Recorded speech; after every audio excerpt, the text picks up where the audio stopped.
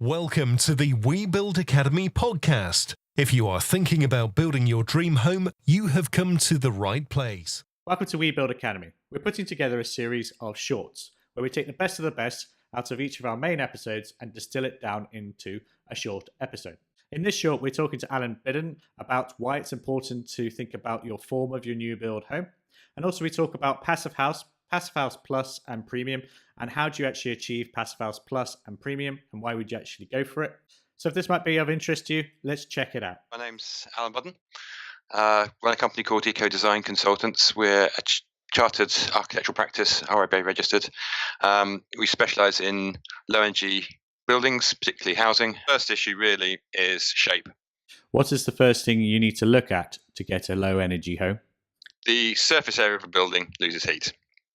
And so the more volume you've got inside the house or the building compared to the surface area, the better. It doesn't need to be a boring box. You can do things with the facades, different materials and other things to do that. If you can keep that shape simple, you're going to get a much cheaper to build, more efficient, healthier, more comfortable building. And building regulations doesn't do that. Building regulations kind of encourages you to make it a weird shape, which is a problem. Why do you design Passivhaus homes? I think it's because it works. I think there's been a lot of, I've done co-sustainable homes and all sorts of other stuff in the past, and there's always that performance gap between what's really good thing about it is the health side of it, the comfort side, the fact that you've got a draft-free, comfortable environment. That quality inside that's right. The fact that it also reduces carbon and fuel bills is also great. Why has Passivhaus Plus and Passivhaus Premium been developed? Passivhaus Plus and Premium have been developed because of the European need to do near zero energy buildings. And Passivhaus is a very good way of doing that by reducing the demand in the first place. Generally, how do you achieve Passivhaus Plus and Passivhaus Premium?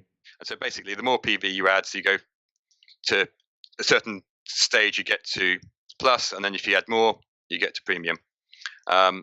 And then what you can do, if you're limited like we were, you can buy shares in wind turbines and things off-site to help get to the premium, which we're currently looking at with our client to see whether it's worth doing that for the final piece. On your last project, how did you decide to go Passivhaus Plus? We started off with Passivhaus, and then we looked at the roof structure, and we saw like there's a lot of space there, and the client was a retired quantity surveyor.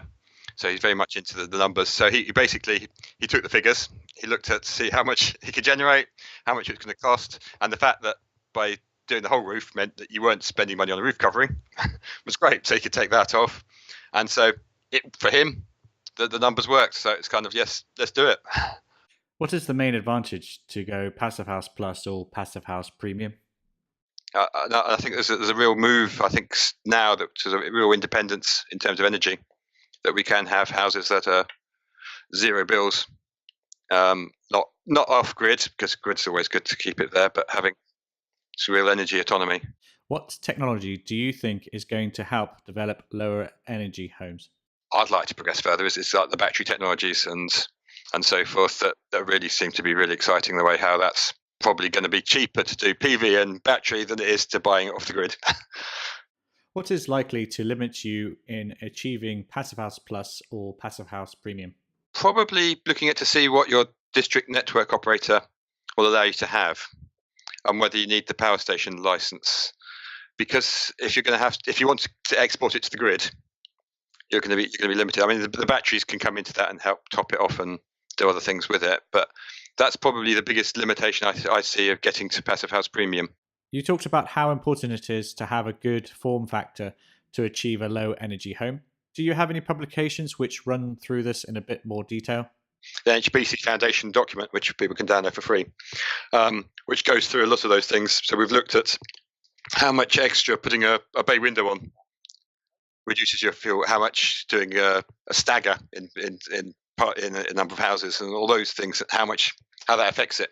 So we've looked at those things, which is quite interesting, and also put diagrams and things how you can look at different facades and pictures of materials and things just to make it look less bland. What is the best way to contact you?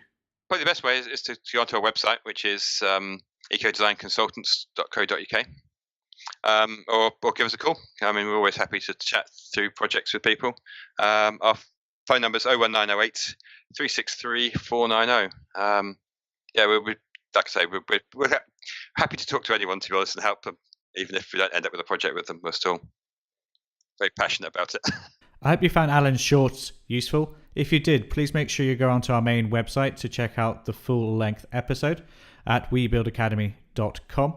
If you have any questions, please feel free to get in contact with myself. And as Alan said, please also feel free to get in contact with him as well. He'll be more than happy to answer any of your questions. So thank you for your time. Thank you for listening to the We Build Academy podcast. Don't forget to click subscribe and check out our website, webuildacademy.com, for more great tools and information to help you